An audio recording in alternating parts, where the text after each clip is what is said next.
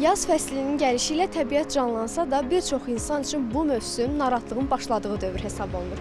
Asqırma, burun axması, göz yaşarması və s. bu kimi hallar bir çox insanın gündəlik həyatına da mənfi təsir göstərir.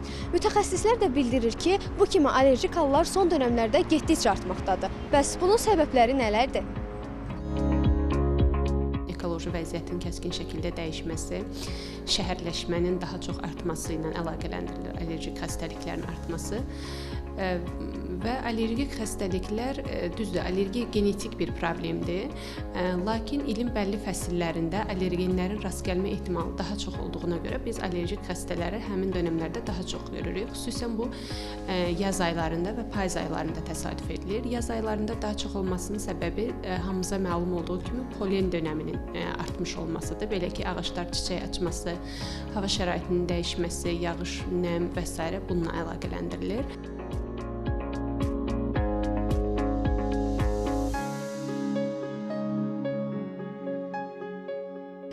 Toza qarşı allergiyam var əslində. Belə harda tozlu kitab oldu və ya hava tozlu oldu, çox dəhşətli dərəcədə məndə allergiyam qalxır, gözlərim qızarır, başlayıram asqırmağa.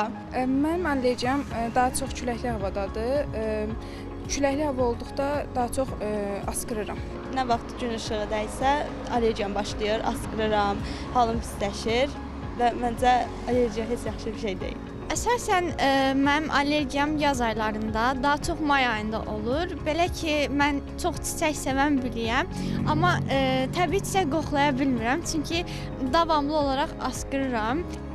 Yaz fəslinin gəlişi ilə əlaqədar olaraq allergiyalar olur.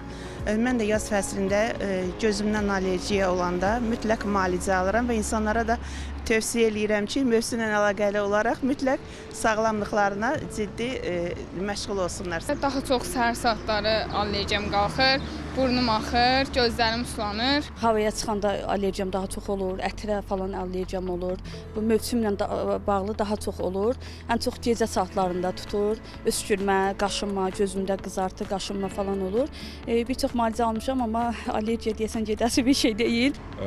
Mövsüm dəyişikliyi olanda, tozlu olanda, günəşli olanda təəssüflər olsun ki, müalicə effekt vermir, amma keçici, yəni həmin anda dayanır, amma daha sonra təkrar o allergiya qayıdır. Bəs toz, külək, günəş kimi faktorların bəzi insanlarda allergiya yaratmasına əsas səbəblər nədir? Normalda orqanizmimiz dəki bu immun mexanizminin əsas məqsədi xaricdən yad olan və ya qeyri-yad olan deməli allergenlərə qarşı orqanizmin müdafiə mexanizmidir. Allergiya da artıq o müdafiə mexanizmi normanın bir üstünə çıxır.